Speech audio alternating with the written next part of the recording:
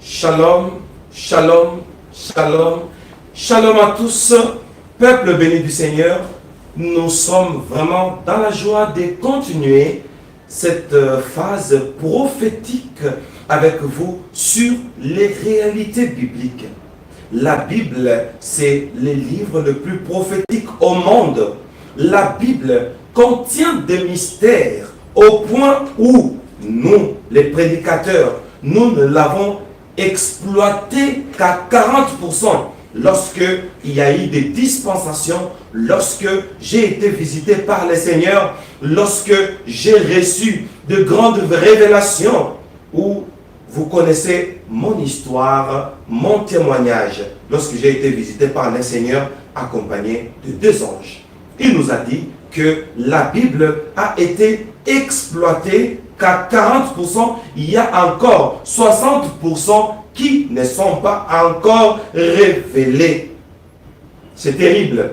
Très cher bien-aimé, mieux connaître Jésus-Christ. Nous allons revenir un peu sur quelques extraits pour mieux connaître Jésus-Christ.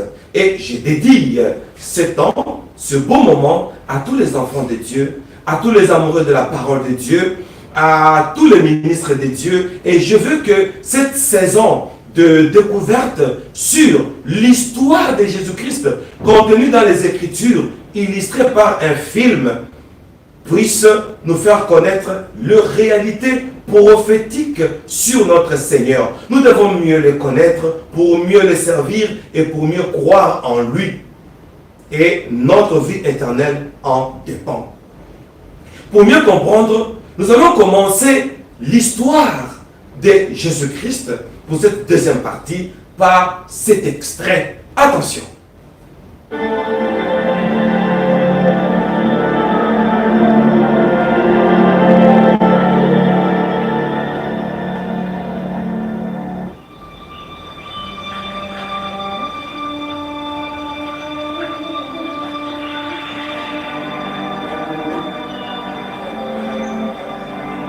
Il y avait à Nazareth une jeune fille promise en mariage à un homme appelé Joseph. Elle s'appelait Marie.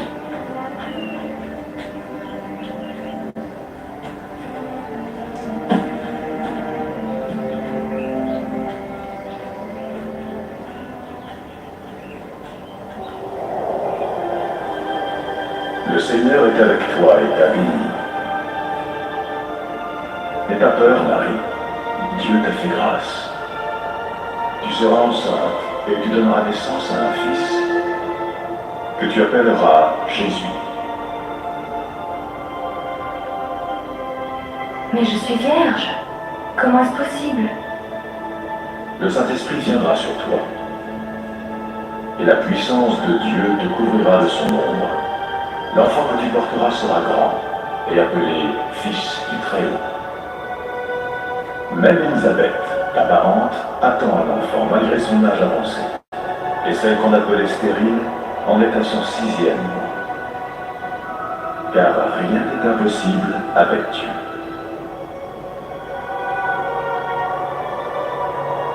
Je suis la servante du Seigneur. Qu'il en soit fait comme tu me l'as dit.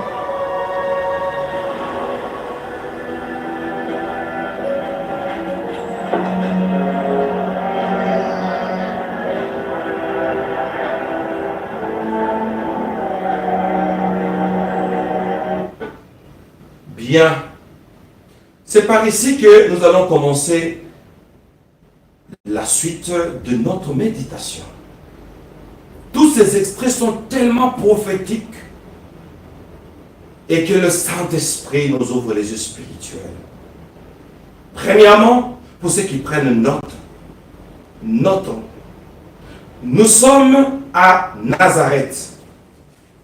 Pourquoi on précise qu'il y avait une vierge fiancée, Marie? Elle était fiancée par Joseph.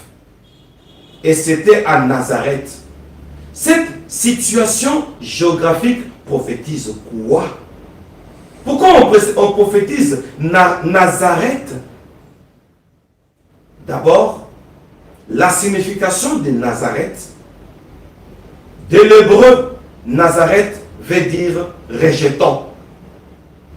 Alors, Marie se retrouve dans un lieu appelé rejeton. Vous savez, même notre situation géographique peut prophétiser quelque chose.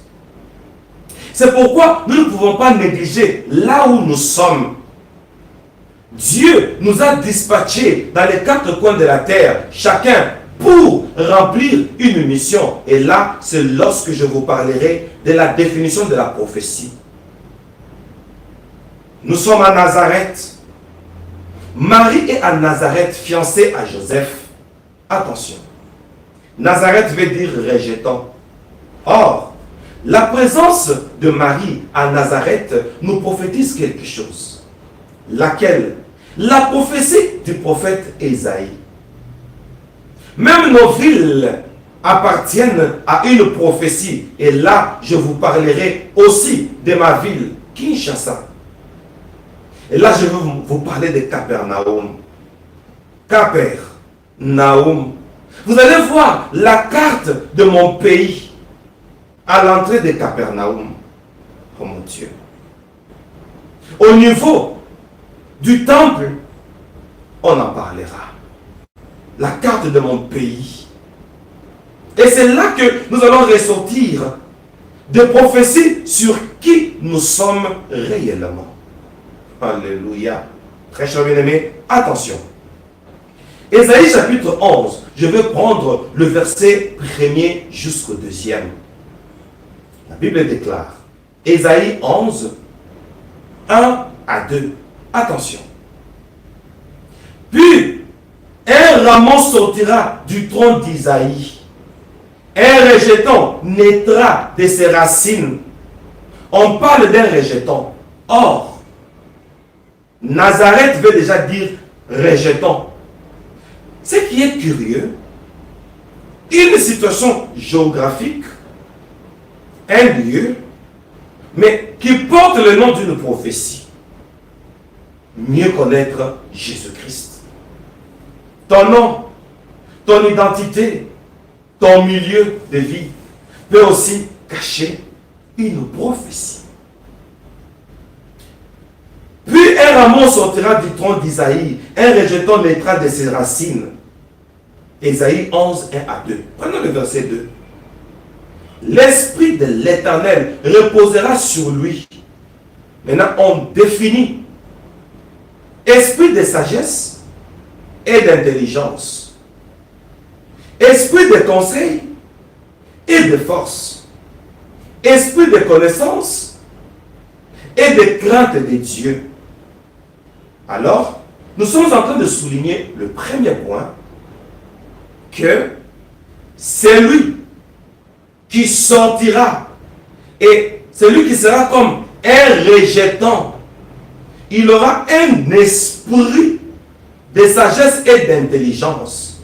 Tout ça, ce sont des signaux prophétiques. Ce n'est pas fini.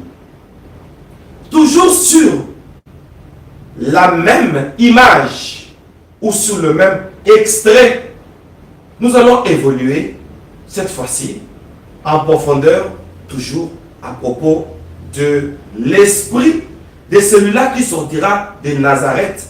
Et Ésaïe a prophétisé sur lui. Il devait avoir un esprit de sagesse et d'intelligence. Suivons.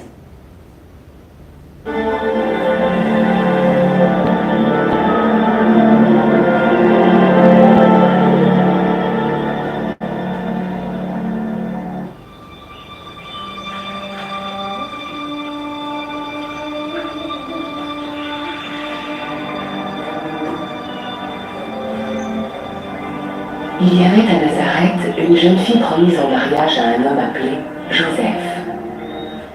Elle s'appelait Marie.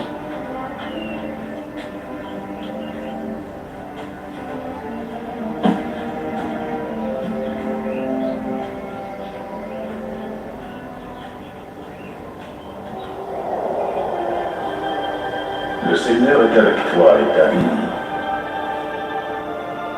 N'aie pas peur, Marie. Dieu t'a fait grâce. Tu seras enceinte et tu donneras naissance à un fils que tu appelleras Jésus. Mais je suis vierge. Comment est-ce possible? Le Saint-Esprit viendra sur toi. Et la puissance de Dieu te couvrira de son ombre. L'enfant que tu porteras sera grand et appelé Fils du Très-Haut. Même Élisabeth, ta parente, attend un enfant malgré son âge avancé. Et celle qu'on appelait stérile en est à son 6e mois.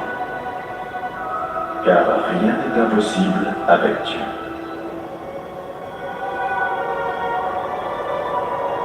Je suis la servante du Seigneur. Qu'il en soit fait comme tu me l'as dit.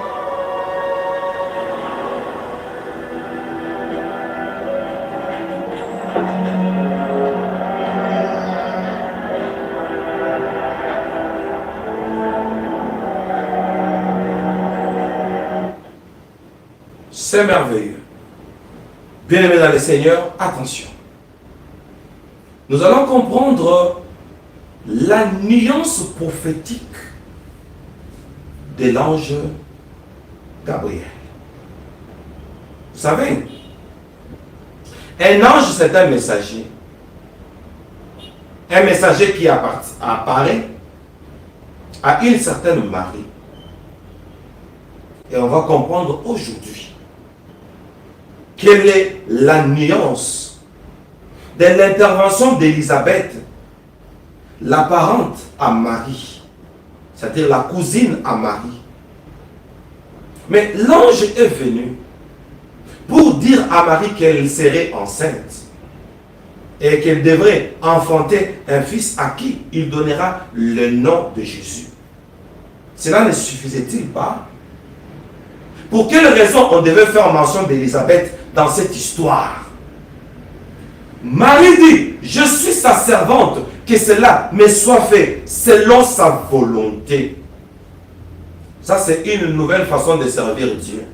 Pourquoi je dis une nouvelle façon? Parce que nous sommes dans l'Ancien Testament et nous sommes en train de faire une transition vers le Nouveau Testament qui est la Nouvelle Alliance. Attention.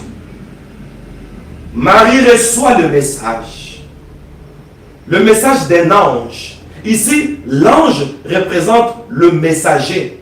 Un messager qui apporte aide, ainsi dit le Seigneur. Mais, ce qui est curieux, on introduit l'histoire d'Élisabeth. Là, ça devient intéressant. Pourquoi? Parce que Élisabeth est vieille. Ah mon Dieu, la prophétie. Comme Marie reçoit la mission, elle est jeune. Maintenant, il lui faut une information de quelqu'un qui n'a pas son âge. Quelqu'un qui est vieille. C'est Élisabeth. Vous savez que Élisabeth et Zacharie ont eu Jean-Baptiste à l'âge avancé. Pour ceux qui écrivent, notons ça. Après ces enseignements, je vous parlerai de l'Église qui est en détresse.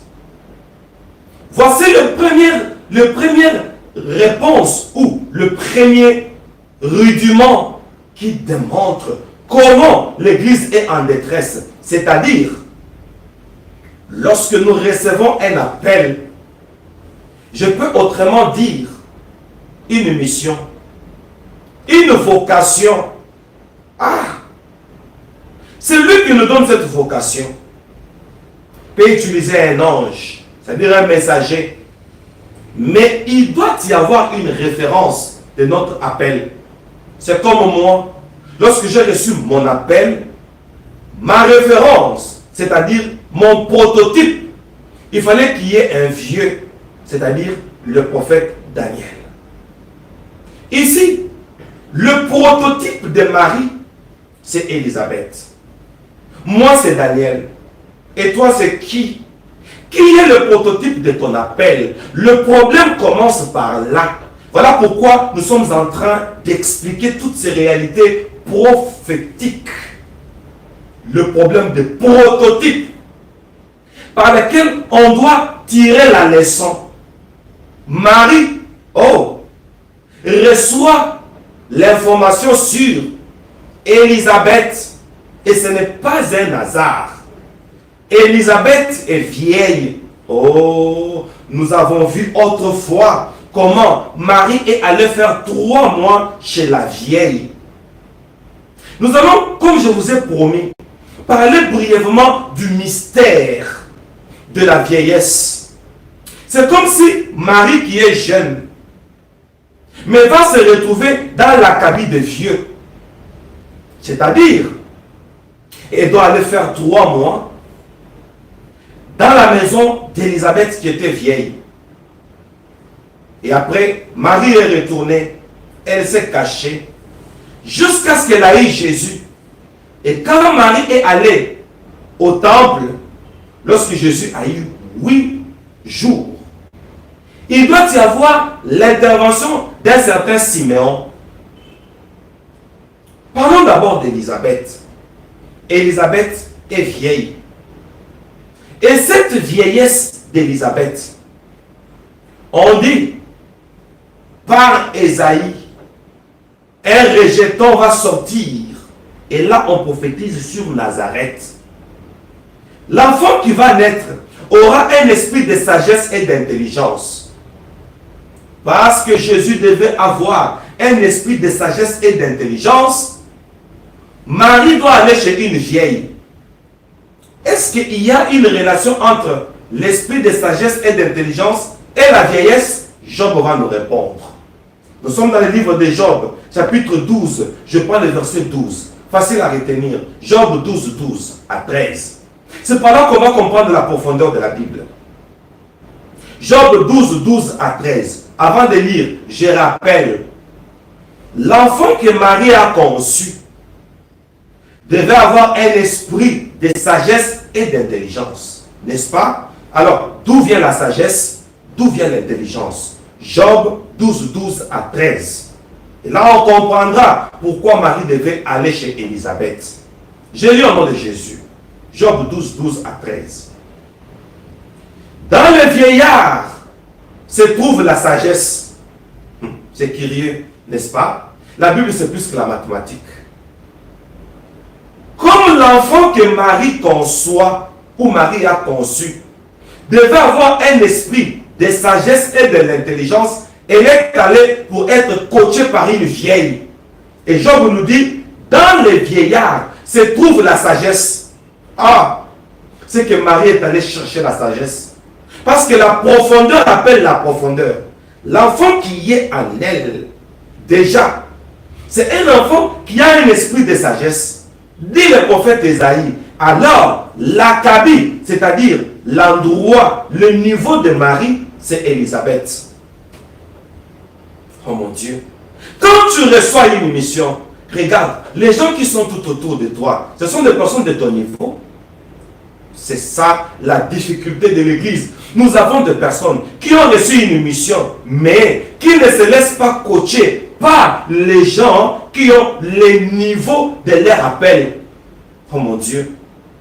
Heureusement, nous sommes en train d'apprendre ces choses. Je vous parle en tant que prophète. Job 12, 12 à 13. Dans le vieillard se trouve la sagesse. Marie va chez Élisabeth, qui est vieille, à la recherche de la sagesse. Noir sur blanc. Et dans une longue vie, l'intelligence. Alléluia. En Dieu réside la sagesse et la puissance. Les conseils et l'intelligence lui appartiennent. Oh mon Dieu.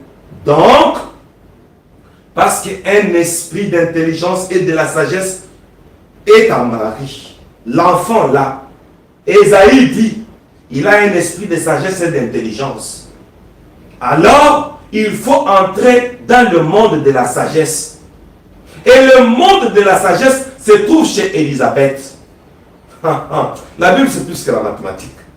Et c'est vraiment intéressant. Marie va chez Élisabeth qui est vieille. Parce qu'il y a deux choses renfermées, contenues, typifiées dans la vieillesse. L'intelligence et la sagesse. Parce que l'enfant qui est là, d'après Ésaïe, il a l'intelligence et la sagesse. Alors Marie se cherche une compagne une meilleure amie. Laisse-moi prophétiser. Qui sont tes amis? Qui sont proches de toi? Ont-ils le même esprit que ce que tu as conçu? Parce que Marie a conçu. Elle n'a pas cherché quelqu'un d'autre. Elle a cherché une vieille. Elle était jeune. C'est ça le coaching. Laisse-toi coacher par ceux qui sont avancés dans les domaines que tu viens à peine de recevoir. Marie, c'est à peine qu'elle vient de recevoir une promesse. L'enfant là aura la sagesse et l'intelligence. Oh, d'où vient la sagesse et l'intelligence? Auprès de la vieillesse. Directement, Marie va chez une vieille. Parce que la vieillesse a l'intelligence et la sagesse.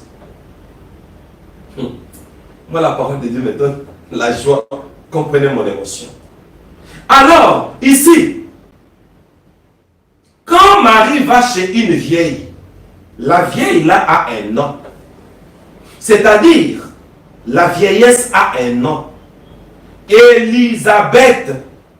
Or, Élisabeth vient de l'hébreu Elisheba. Elisheba. Toutes les Élisabeth s'appellent normalement les Elisheba. Eli, on voit Dieu. Eli, Sheva, oh mon Dieu, on voit serment. Est-ce que tous les enfants de Dieu m'écoutent? Parce que nous avons reçu l'appel et nous sommes allés vite en besogne. Nous avons sauté la vieillesse. C'est-à-dire, nous avons sauté l'étape de la sagesse et de l'intelligence. Je suis en train de prophétiser pour le corps du Christ, qui est l'Église, ainsi que tous les 5 ministères. Quand on reçoit un appel, oh, l'appel n'exclut pas la classe. L'appel n'exclut pas la formation. Regardez quelqu'un comme Marie qui reçoit une si grande mission. Mais elle se dit, cette mission ne remplace pas ma cousine Elisheva. Eli, mon Dieu, Dieu, l'Éternel, Sheva, serment, et mon Dieu, tu as un serment à faire. Je réponds, Eli, Sheva, l'Éternel, Eli, Sheva, serment. Donc tu as un serment à faire avec Dieu. Oh mon Dieu, ne va pas vite. L'appel, tu as reçu. Tu dois servir. Marie dit, je suis sa servante. Qu'il me soit fait. Alors, un bon serviteur de Dieu, une bonne servante de Dieu doit se laisser faire. Malgré l'appel. Ce sont des phases où, dès le départ, qu'on a négligé. Quand on reçoit l'appel, ah Seigneur, quand on reçoit l'appel, la première chose va vers la vieillesse. C'est ça Marie qui va vers Élisabeth. Élisabeth est vieille, mon Dieu. C'est-à-dire, va vers l'école. Voilà pourquoi Marie a fait 3 mois. L'école pour apprendre la sagesse et l'intelligence. Pourquoi? Parce qu'on a reçu une mission. Cette mission est tellement noble qu'il faut être sage. Cette mission est tellement noble qu'il faut être intelligent. Beaucoup de gens ont reçu l'appel, mais ils ont négligé la sagesse. Beaucoup de gens ont reçu l'appel, mais ils ont négligé l'intelligence. Et c'est quoi la sagesse? C'est quoi l'intelligence? Et d'ailleurs, on trouve ça chez les vieillards. La vieillesse symbolise la maturité. Si tu reçois l'appel, il te faut une maturité. Nous avons des gens qui ont reçu l'appel, mais étant immatures. Ils ont négligé la sagesse. Ils ont négligé l'intelligence. La sagesse et l'intelligence sont chez Élisabeth, Elisheva. Donc, tu dois faire un serment. Oh Dieu, au nom de mon appel, je te promets d'être fidèle dans le domaine de la sagesse et dans le domaine de l'intelligence. C'est la première prière qu'on doit faire lorsqu'on reçoit un appel. C'est le serment. Elisheva. C'est ça, Élisabeth. Quand tu reçois l'appel, même si tu as vu un ange, c'est que tu l'église aujourd'hui. Dieu m'a dit, Dieu m'a dit, Dieu m'a dit, Dieu m'a dit. Dieu t'a dit oui. Mais Marie a dit qu'il me soit fait. Dieu t'a dit oui. Et qu'est-ce que Dieu t'a fait? Voilà pourquoi Jésus dit à Bartimée, que veux-tu que je te fasse? Quand on est en face de Jésus, pour aller dans les chemins de Jésus, il doit d'abord te faire. Que veux-tu que je te fasse? Marie dit, je suis sa servante. Elle est déjà une servante. Mais on doit lui faire quelque chose. Elle doit entrer dans l'école de la sagesse et de la connaissance. Et c'est ça, Élisabeth. On doit faire un vœu.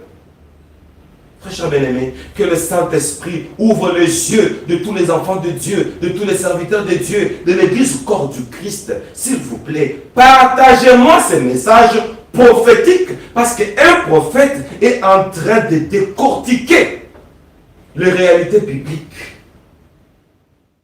Les années sont passées. Nous avons négligé un bon départ. Vous savez, quelque chose qui part mal, c'est déjà l'échec. L'échec, c'est le fait de mal partir. Nous sommes trop mal partis parce qu'on a été trop rapide. Il y a un vœu à faire. C'est ça, Élisabeth. Je n'ai même pas encore parlé de Zacharie. Oh mon Dieu. Je n'ai pas encore parlé de Zacharie qui était en train d'offrir. Et il était de la classe d'Abia. Je n'ouvre pas encore cette parenthèse. Très cher bien-aimé dans le Seigneur, c'est sérieux. Le départ, c'est facile à retenir. Le départ de Marie chez Élisabeth, c'est la phase de l'appel vers l'école. Quelqu'un qui a déjà reçu l'appel, hein, mais il doit encore entrer à l'école. L'école de Dieu, c'est chez Élisabeth. Elisheva. Élisabeth. Elisheva. Elisheba ou Elisheva, qui veut dire l'Éternel, mon Dieu. Elisheva, serment. Nous avons un serment à faire. Et je pose la question à moi-même et à tous les hommes de Dieu qui disent Dieu m'a dit, Dieu m'a dit, Dieu m'a dit, c'est bien. Et après avoir reçu les ainsi de l'Éternel, quelle est l'école? Quelle est ton école? La première école après l'appel. Voilà pourquoi je vous invite, venez, j'ai une école. Mic Bible Course. Venons apprendre quand on reçoit un appel. Venons apprendre la sainte doctrine, c'est quoi? Venons apprendre le leadership, c'est quoi? On va d'où vers où? D'où venons-nous? Où sommes-nous? Et où allons-nous? Ces trois phases ont compliqué l'Église et ses leaders ecclésiastiques. Mais quand même, un prophète est en train de parler. La première classe après l'appel, c'est Elisheva, la vieillesse. Dans la vieillesse, Job nous dit, il y a la sagesse et l'intelligence. Nous avons des chapitres dans l'école après l'appel. Le premier chapitre, c'est la sagesse. C'est ça la vieillesse. C'est ça la maturité. Si tu n'es pas sage et si tu n'es pas intelligent, tu as un ministère prématuré. Alors, définissons sans pour autant tarder. La sagesse, c'est quoi? Le royaume des cieux sera semblable à 10 vierges. 5 d'entre elles étaient sages. 5 d'entre elles étaient folles. Attention! Attention! Les sages prirent l'huile. Attention! L'huile, c'est la consécration. La sagesse, on la trouve chez le vieillard. Là, c'est d'après Job 12 à 13. Dans le vieillard se trouve la sagesse. Voilà pourquoi. Et, ah mon Dieu, Marie est allée chez Élisabeth. Toi et moi, allons chez Élisabeth. C'est-à-dire, allons faire un vœu pour dire, Seigneur, maintenant que tu m'as appelé, mon ministère sera cadré. Ça s'appelle cahier de charges. Dans le domaine de la sagesse, la Bible dit, apprends-nous à bien compter nos jours pour que nous puissions appliquer nos cœurs à la sagesse. C'est ça la sagesse. C'est le fait de bien compter les jours. Le fait de bien compter les jours, c'est ça la sagesse. Combien j'aime ces choses. Le fait de bien compter les jours, avant de parler de l'intelligence, je parle d'abord de la sagesse. Attention, Marie va chez Elisheva. Attention, là, c'est l'école de la sagesse. Entre dans une école qu'on te montre comment devenir une vierge sage. Comment préparer la lampe. Comment mettre l'huile dans la lampe parce que le pouls vient. C'est ça la sagesse. Est-ce qu'il y a quelqu'un qui m'entend? Tout celui qui n'est pas passé par cette phase n'est pas mature. N'a pas rencontré la maturité ministérielle. Après l'appel, c'est le fait d'aller chez Élisabeth la vieille pour apprendre la sagesse. Et la sagesse, c'est le fait de se préparer au retour de Jésus. Les vierges sages qui sont entrées dans la salle de noces. Mon Dieu. Très chers bien-aimés, nous allons approfondir. Attention.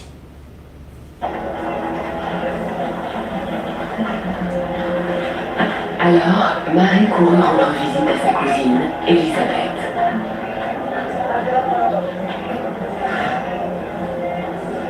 Élisabeth, Marie? Cousine Marie?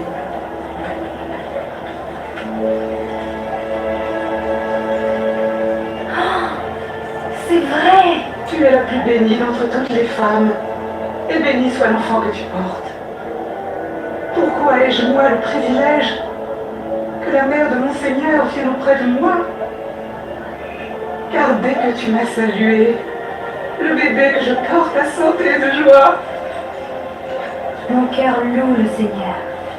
Mon âme est heureuse à cause de Dieu, mon Sauveur, car il ne m'a pas oublié, moi, son humble servante. Désormais, les gens m'appelleront bien heureuse. Alléluia. Attention. Très chers bien-aimés, Marie va chez Elisheva. Comme on vient de voir ça. Elisheva. Elle est vieille. C'est pour acquérir la sagesse et l'intelligence. La sagesse, ce sont les vierges sages. La sagesse, enseigne-nous à mieux compter nos jours, afin que nous puissions appliquer nos cœurs à la sagesse. Tu as reçu l'appel? Oui, mais va dans l'école. Qu'on t'apprenne à compter les jours. C'est ça la sagesse. Enseigne-nous à bien compter nos jours pour que nous appliquions nos cœurs à la sagesse. Attention, c'est sérieux. Il ne faut pas aller vite en besogne. Dieu m'a parlé, pouf, on commence le ministère, on rassemble les gens, on commence à donner des prophéties, on fait les spectacles, on fait tomber les gens. Non, non, non, non, ça tue l'église. Si on reçoit l'appel, si on va chez Elisheva, fais un serment que tel que je suis là, je préparerai l'épouse du Seigneur. Tel que je suis là, je préparerai l'église du Seigneur à être sage. Parce que quand le Seigneur viendra, il viendra chercher la Vierge sage. Est-ce que c'est clair? C'est la Vierge sage qui entrera dans la salle de noces. Est-ce que c'est clair? Et quand on reçoit l'appel, on doit apprendre la sagesse. Comment on se prépare pour entrer dans la salle de noces? Heureusement, c'est ce que nous prêchons. Et que cela se prêche. Oh mon Dieu. Auprès de la vieillesse, il y a l'intelligence. Voilà l'école de Dieu. Le deuxième chapitre de l'école de Dieu. Après l'appel, l'intelligence. Et c'est quoi l'intelligence? On va nous prophétiser, toujours par Job. Job 34, le verset 16. La sagesse, c'est comme le vierge sage qui attendait l'arrivée de l'époux qui ont allumé leur lampe. Et c'est quoi l'intelligence? Job 34. 34, le verset 16. Si tu as de l'intelligence, écoute ceci, prête l'oreille au son de mes paroles. C'est tout. Si tu as de l'intelligence, écoute. Ah, mais ça se suit, hein? Il faut écouter. L'intelligence, il faut écouter. Mais quelqu'un qui a reçu déjà l'appel doit entrer dans l'école de Dieu pour écouter. Écoute, tu dois d'abord apprendre la sagesse. Tu dois apprendre de l'intelligence. Écoute ceci, prête l'oreille au son de mes paroles. Quand on reçoit l'appel, ce n'est pas fini. Moi, quand j'ai reçu l'appel, souvent je ne vais même pas parler de moi. Quand j'ai reçu l'appel, je fais 2 ans dans la prière. Seigneur, qu'est-ce que je dois dire à ton peuple? Tu reçois l'appel, entre dans l'école, qu'on te montre ce que tu dois dire. C'est ça la vieillesse, c'est ça la maturité. Oh mon Dieu. Et Elisheva, donc on doit faire maintenant un pacte, un vœu, une alliance avec Dieu. Dans le domaine de la sagesse et de l'intelligence, c'est ça la vieillesse, c'est ça Élisabeth. Fais un serment. Seigneur, je te promets, c'est ça Élisabeth, que je serai sage et je serai intelligent. C'est ça ton acabit, c'est ça ton niveau ministériel. La sagesse et l'intelligence. Préparer l'épouse à l'enlèvement, c'est ça la vierge sage. L'intelligence, c'est prêter l'oreille à la parole. La parole de Dieu, c'est tout. Donc, on doit découvrir la parole de Dieu. Et ce n'est pas fini. Comme on doit découvrir la parole de Dieu, attention, on nous dit, l'intelligence, c'est le fait d'écouter. Alors, comment on écoute? Suivons. Jésus naquit à Bethléem, là où l'on gardait les animaux, car il n'y avait pas de place pour Marie et Joseph à l'auberge. Et une multitude d'anges proclamèrent sa naissance. Quand l'heure fut venue pour le bébé d'être circoncis, on lui donnait le nom de Jésus, c'est-à-dire Dieu sauve.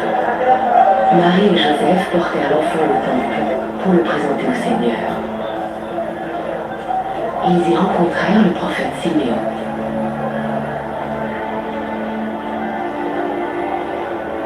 Cet enfant est destiné à amener la chute et le relèvement de beaucoup, et à devenir un signe qui provoquera la contradiction et révélera la pensée des cœurs. Et toi, Marie, une épée te transpercera l'âme.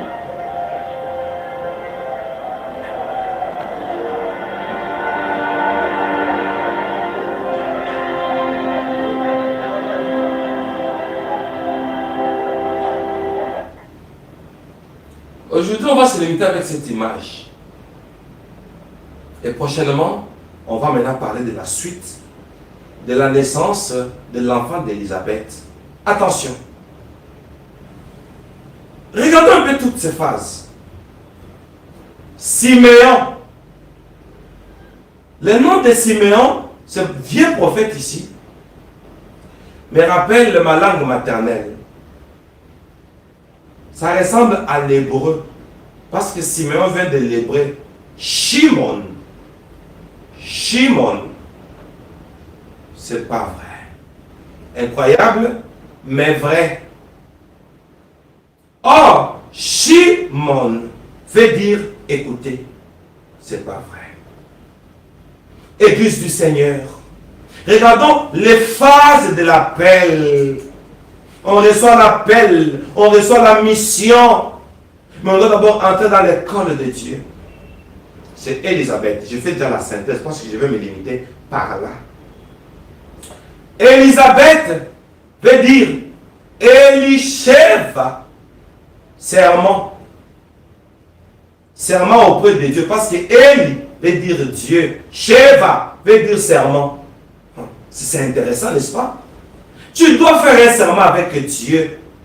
Reste dans l'école de Dieu. Parce que Elisheva était vieille. La vieillesse, c'est l'intelligence et la sagesse. Fais un serment que tu vas préparer les âmes d'autrui au retour du Seigneur.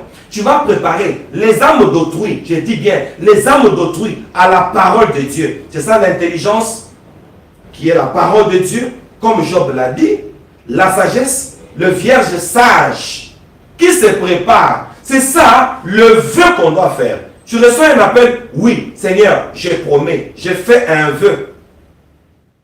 Que les âmes se préparent pour la fête des noces.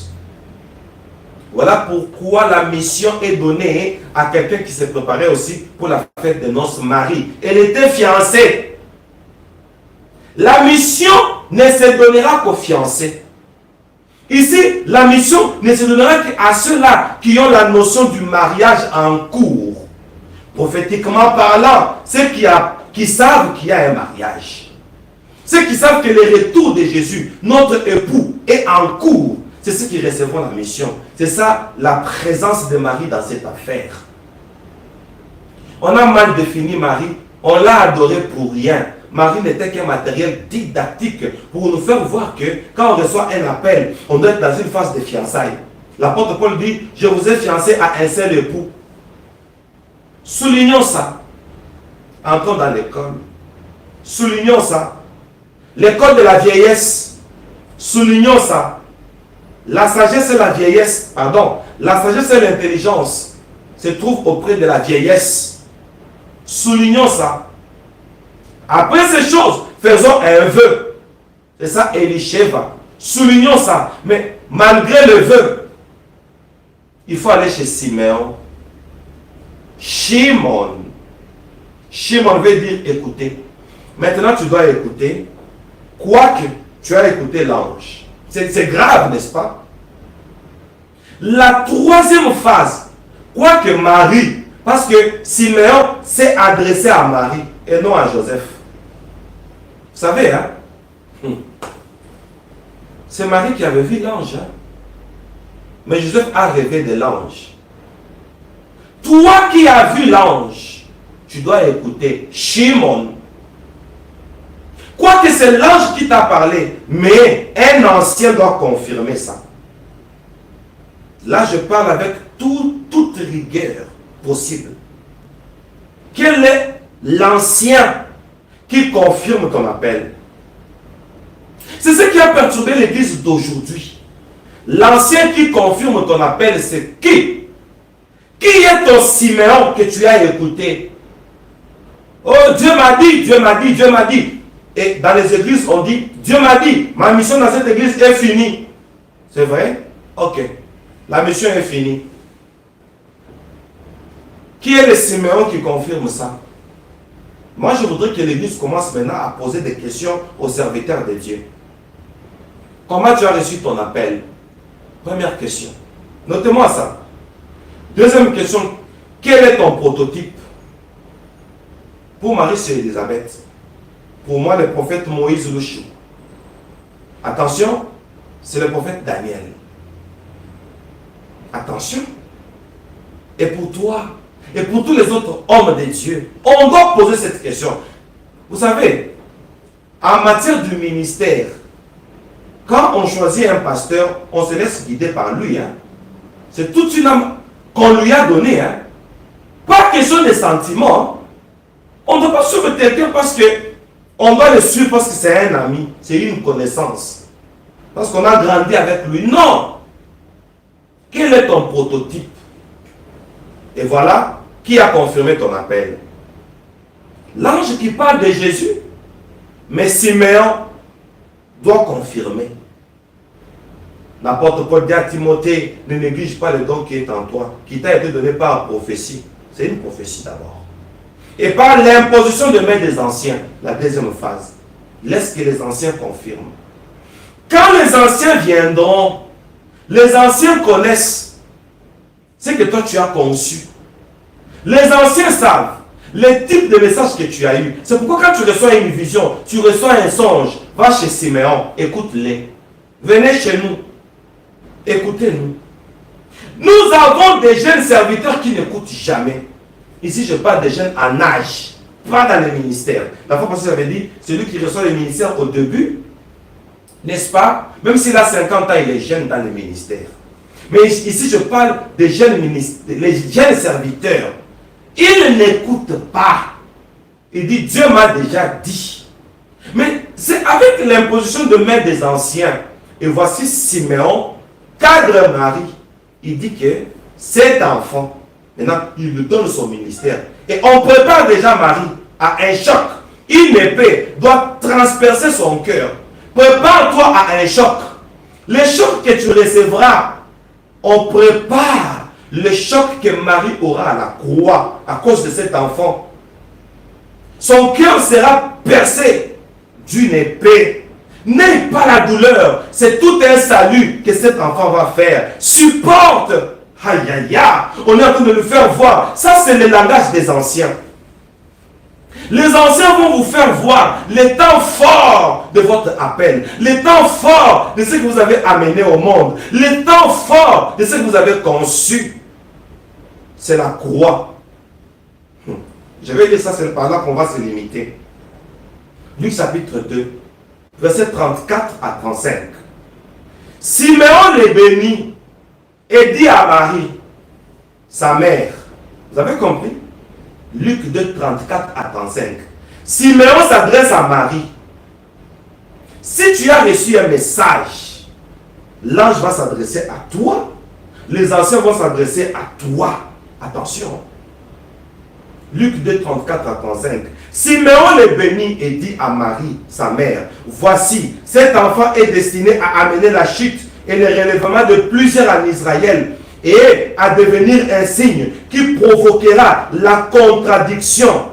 Verset 35, Luc 2, 35. Et à toi-même, Marie, une épée te transpercera l'âme, afin que les pensées de beaucoup de cœurs soient dévoilées. Oh mon Dieu, une épée va te transpercer l'âme. C'est-à-dire, tu auras un choc. Je te prépare déjà. Les anciens vont nous faire voir le moment dur pour que tu n'abandonnes pas. Pour que tu comprennes que tu auras mal au cœur. Mais le mal que tu auras, c'est la mission de cet enfant. Il sera flagellé, abattu, malmené, crucifié. Ça te fera mal à la croix. Et là, à la croix, Joseph ne sera pas là. Je vous montrerai un passage biblique où Joseph ne sera pas à la croix. Merci pour votre attention.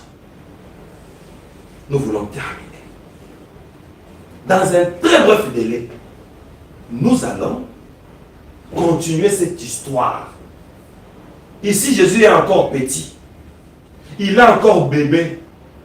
Il est encore chez Shimon. Marie doit écouter. Toi qui as reçu l'appel, est-ce que tu écoutes? On n'écoute plus les anciens. Les enfants que nous élevons, que nous faisons grandir, ne nous écoutent plus. Qui est ton Siméon? Il va te faire voir les réalités. Il va te cadrer pour dire le ministère que tu as eu. Marie, l'enfant que tu as eu. Voilà ce qu'il va faire. Il parle de la croix. La souffrance de la croix prépare ton cœur. Quand tu verras la souffrance, tu abandonneras le ministère parce que tu n'as pas écouté Siméon. Et Siméon veut dire écoutez. Merci pour votre attention. C'était votre humble serviteur, le prophète Moïse Lushiku Malou, berger de Messianic International Church et Sion. Pour l'instant, je vous dis bye bye et nous nous retrouvons très bientôt.